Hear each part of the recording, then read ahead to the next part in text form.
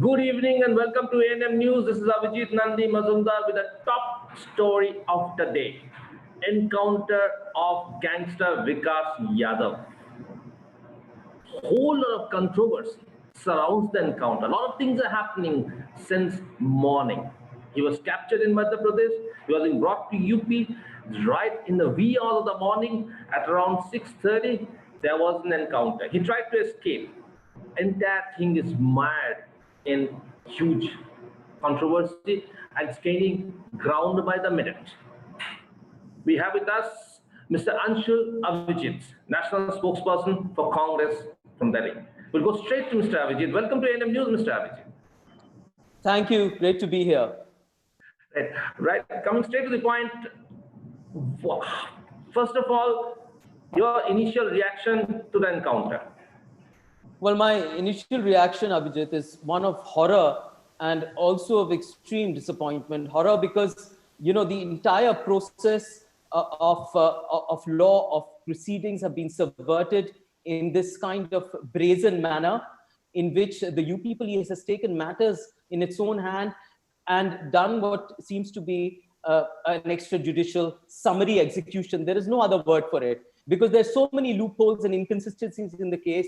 If we've been watching the channels and the reports coming in from morning, we can easily make out the number of inconsistencies, beginning with not giving transit remand, from him being taken in the cover of darkness, this gangster without proper security, without handcuffs, it would seem, and there are no skid marks on the road. The fact that the people of the press were stopped at a toll bridge and not allowed to move forward creates a number of suspicious elements in which it suggests to us that this was a staged encounter to kill off a gangster who had obviously a lot to tell the police. I mean, he was going to sing, he was going to spill the beans, and there was a lot to tell, and they had to silence him. And this is not new in UP. UP has become, Abhijit, it's very unfortunate. It gives me no pleasure to say it, but UP has become somewhat of the crime region of India.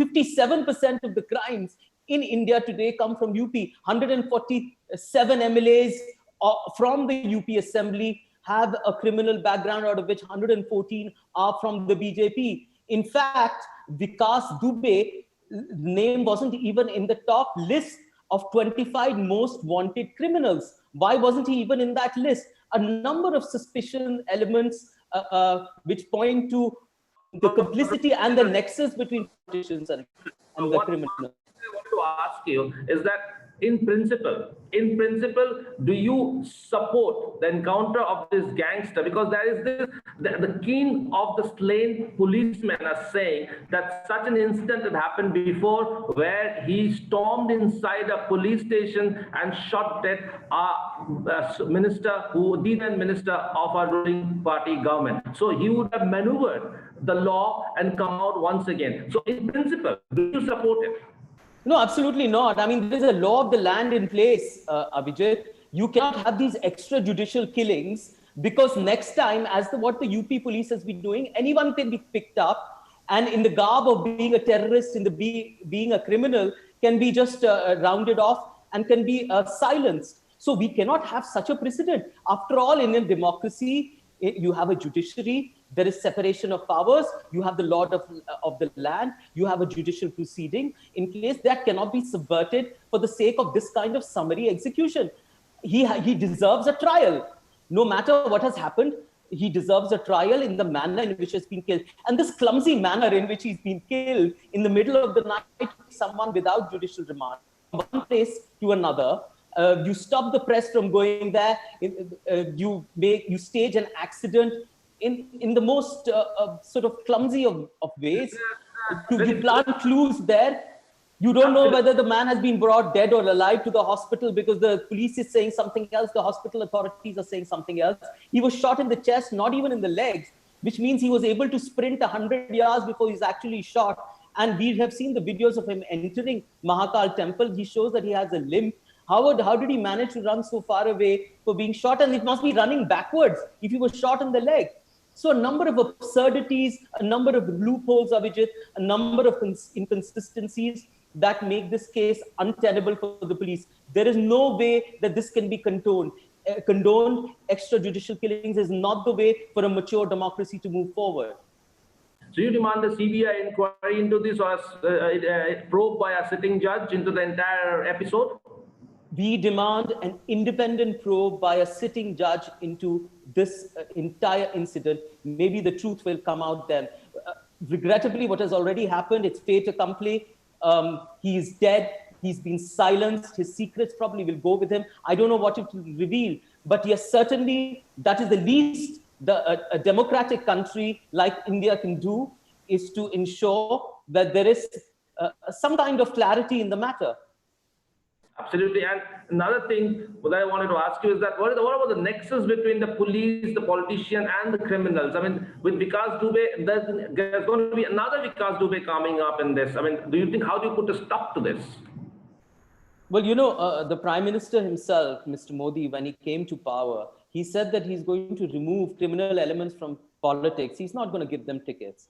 Now, it seems like just like all of other the Prime Minister's promises, this has also kind of disappeared into thin air. What we have seen in UP is that 140 MLAs have criminal backgrounds. 83 of them have actually been charged with heinous crimes. So there is already this deep nexus, and particularly in UP, that exists between the politicians, the police, and the criminals. And it works quite simply. They are the criminals are co-opted into the political fold. There is some kind of function of mutual benefit. And when the criminals go rogue, or they are no longer required, or they become uncomfortable to deal with, they are silenced. And this is what has been happening. That is what we have been seeing in UP for the past so many years. In fact, the UP government took out a circular last year on Republic Day saying that there have been 3,000 encounters in UP in which 60 criminals have been killed. None of those criminals are in the 25 most wanted list of UP. That's highly suspicious. Your most wanted criminals are not there. And if you go deeper than that, you will find that many of those who've been killed did not have criminal backgrounds at all. So innocent people are being rounded up. The criminals are being let go. Absolutely. And then you are in favor of cleansing the system. You advocate a total cleansing of this nexus that exists between the politician and the police and the criminals. Oh, absolutely. I mean, this is one of the first principles of a fair democratic system where you have no nexus between politicians and criminal elements, and also the police system. Now, in this case, obviously the police, it seems by all reports coming out that they were hand in glove, and they tipped off the Vikas Dubey when that batch of policemen were going to arrest him, and that's why 8 of them lost their lives. I mean, that's a huge number. It's almost unprecedented. A lot of them lost their lives, and then before his secrets could come out, who snitched, this man is also shot dead. So all in all, it's a cover-up.